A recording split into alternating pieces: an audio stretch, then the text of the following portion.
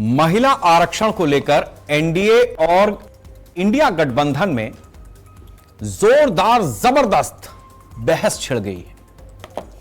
महिला आरक्षण से जुड़ा विधेयक संसद में गिरने के बाद अब इस पर राजनीति बहुत तेज हो गई। सिर्फ 54 वोट कम होने की वजह से महिला आरक्षण से जुड़ा बिल संसद में गिर गया, जिसे लेकर सत्ता पक्ष और विपक्ष में जोरदार सियासी संग्राम छिड़ा हुआ है। भारतीय जनता पार्टी की तरफ से अपनी महिला कार्यकर्ताओं को मैदान में उतार दिया गया है, जिन्होंने विपक्ष के खिलाफ जोरदार प्रदर्शन किया। भाजपा की तरफ से जनता के बीच इस बात का संदेश दिया जा रहा है कि विपक्ष ने संसद में महिला आरक्षण विधेयक का समर्थन नहीं किया।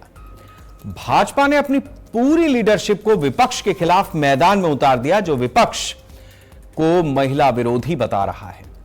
विपक्ष के खिलाफ बीजेपी का विरोध प्रदर्शन उत्तर भारत में सबसे ज्यादा है, जिसमें निशाने पर समाजवादी पार्टी और कांग्रेस है। भाजपा ने सपा को महिला विरोधी करार दिया है और कांग्रेस पर बिल में अड़ंगेबाजी करने का आरोप लगाया है। जिस समय संसद में महिला विधेयक बिल आया, उसी बीच 5 राज्यों में विधानसभा चुनाव की प्रक्रिया भी चल रही है। महिला आरक्षण विधेयक संसद में गिरने के बाद अब बीजेपी जोर शोर से इस बात का प्रचार प्रसार कर रही है कि विपक्ष की वजह से महिलाओं को देश में संसद और विधानसभाओं में 33% आरक्षण नहीं मिल पाया। चुनाव वाले राज्यों में इसका असर हो सकता है। अगर भाजपा इस बात का संदेश देने में कामयाब हो जाती है कि वो महिला आरक्षण का विधेयक लेकर आई, लेकिन विपक्ष ने उसे पास नहीं होने दिया, तो चुनावी राज्यों में बीजेपी को बढ़त मिल सकती है। दूसरी तरफ विपक्ष की तरफ से भी मोर्चा खोल दिया गया है। विपक्ष की तरफ से दलील दी जा रही है कि अगर सरकार महिलाओं को आरक्षण देने की पक्षधर होती है, तो फिर 2023 में कानून जो पास हुआ, उसी के आधार पर 543 सीटों पर महिलाओं को आरक्षण दिया जा सकता था, लेकिन सरकार ने ऐसा किया नहीं। परिसीमन के जरिए सरकार ने उत्तर भारत में सीटों को बढ़ाकर अपने लाभ का पूरा खेल खेला, जो विपक्ष की ओर से फेल कर दिया गया। महिला विधेयक को लेकर एक तरफ जहां भाजपा पीड़ित की भूमिका में नजर आ रही है, तो दूसरी तरफ पूरा विपक्ष बीजेपी पर हमलावर है।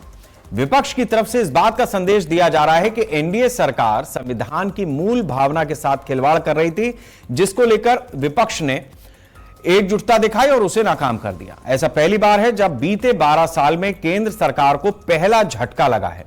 अब तक का इतिहास है कि मोदी सरकार को संसद में किसी भी विधेयक को पास कराने में दिक्कत नहीं हुई, लेकिन महिला आरक्षण का विधेयक ऐसा पहला उदाहरण है जब सरकार को झटका लगा है। विपक्ष इसे अपनी बहुत बड़ी जीत के रूप में देख रहा है। फिलहाल महिला आरक्षण का मुद्दा काफी संवेदनशील हो गया है और अब देखना यह है कि बीजेपी जो सहानुभूति का कार्ड खेल रही है, वो कामयाब होता है या फिर विपक्ष की ओर से संविधान को बचाने के लिए जो मोर्चा खोलने की मुहिम दिखाई जा रही है, चलाई जा रही है, वो रंग लाती है। हम आज इसी मुद्दे पर चर्चा करेंगे कि जिस तरीके से महिला आरक्षण का यह बिल संसद में गिर गया, उसके बाद विपक्ष की राजनीति दमदार है या सत्ता पक्ष की राजनीति दमदार है।